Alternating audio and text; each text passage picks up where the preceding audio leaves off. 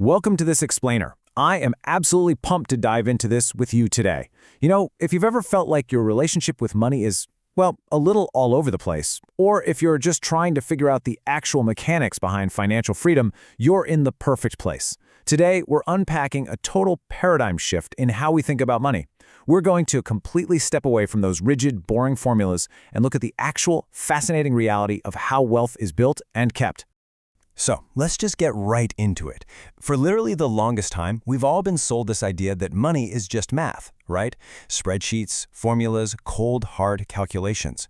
But actually, scratch that. I want to completely shatter that myth right now. The truth is way deeper, and honestly, way more interesting.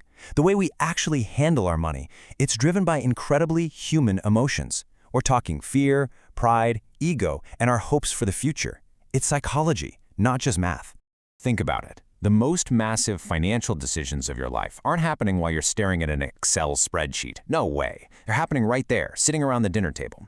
And that's because every single one of us carries around this completely unique financial DNA. It's like a fingerprint. Our beliefs are molded by our generation, where we grew up, our family history. Someone raised during an economic boom sees money and risk completely differently than someone who grew up during a painful recession. Our personal history totally dictates our financial beliefs, and then those beliefs drive our decisions.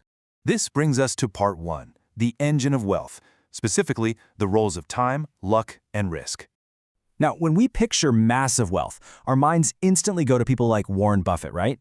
And it's so easy to assume he just got insanely rich overnight, or that his secret was this sheer, unmatched, mystical investing talent. But his real secret weapon? It's just compounding. Honestly, his secret was time. He started investing when he was just a kid, and he simply kept doing it year after year for decades. He just let those small, little gains repeat and snowball over long periods to create those explosive results we see today. It's not magic, it's just math that was given enough time to run absolutely wild. Let's actually look at how that math plays out in the real world. Say you take a starting amount of just $1,000 and you apply a pretty standard 5% growth rate over 20 periods. You end up with over $2,650. To put that into perspective, your starting number doesn't need to be $1 million, and you don't need some impossible 50% return rate to see real money. It's literally just the simple, relentless repetition of that compounding formula over time.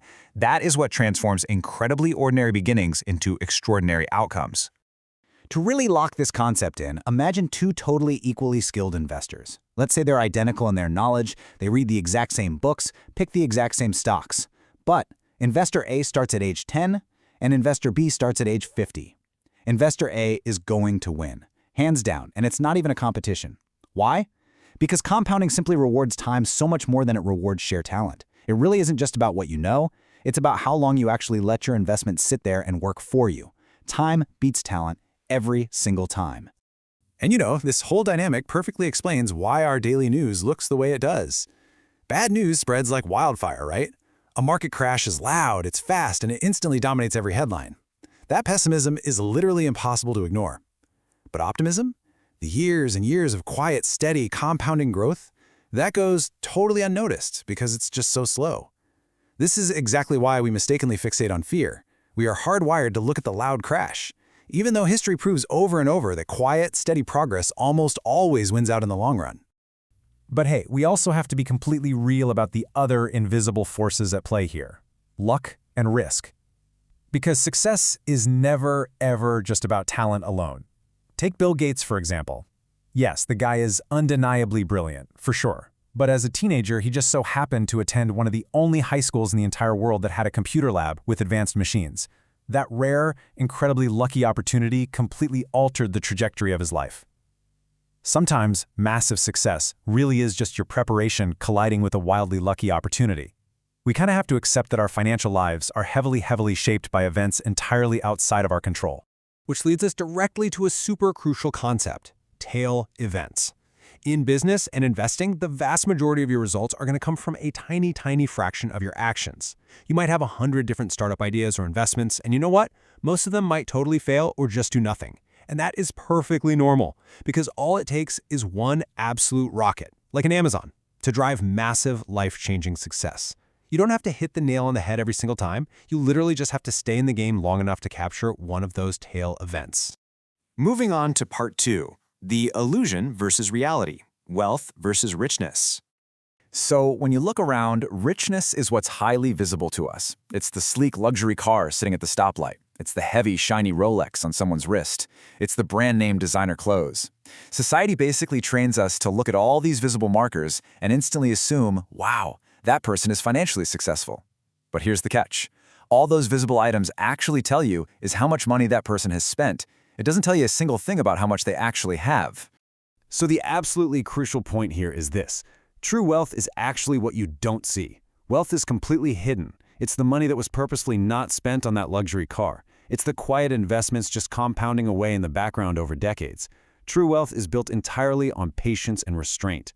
It's the investor calmly watching their portfolio grow, rather than the person who's secretly drowning in high monthly bills just to keep up the appearance of looking rich. But building that invisible wealth, it requires paying a toll. Every reward in life has a price tag, and investing is absolutely no different. But the price of investing isn't paid in dollars, it's paid in emotion. The price is uncertainty. It's stomaching the crazy volatility of the market. It's managing your own deep-seated fear. A lot of people out there demand these impossible risk-free returns, but successful investors, they don't do that. They learn to accept the storm of volatility. They see it simply as the price of admission you have to pay for long-term growth. And that brings us to our final section, the ultimate purpose, knowing when it's enough.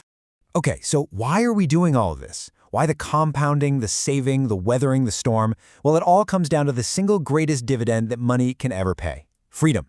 Most people assume the whole point of having money is to buy luxury goods, but it's not. The ultimate purpose of money is to buy ultimate control over your own time. It's having the freedom to wake up and do exactly what you want, when you want to do it, with the exact people you love for as long as you want. That level of total autonomy, that is the highest return on investment you could ever possibly achieve. But there's a trap here, and it's a really dangerous one. We spend so much time worrying about running out of money, right? But the biggest risk actually isn't having too little. The biggest risk is never ever feeling satisfied. It's so incredibly easy to just spend your entire life trapped on this golden staircase, endlessly climbing higher and higher, endlessly chasing more status, more stuff, more money, while completely missing out on the actual life that's happening right beneath you. So, I'm going to ask you directly, when is your enough? Seriously, have you actually stopped to define it? Because true happiness and real peace of mind only show up the very moment you can clearly define your stopping point. If you just keep moving the goalposts, you know what happens? You never actually win the game. I want to leave you with this final, absolutely beautiful thought to wrap up this explainer. Money isn't just about getting rich. It's about securing peace of mind and gaining the ability to live life entirely on your own terms. Remember, spreadsheets do not define your success, your behavior does. So, what kind of life do you actually want to live? And how can you start using your money today to buy the freedom to actually live it? Thank you so much for hanging out with me for this, and I really hope it completely shifts how you view your own wealth.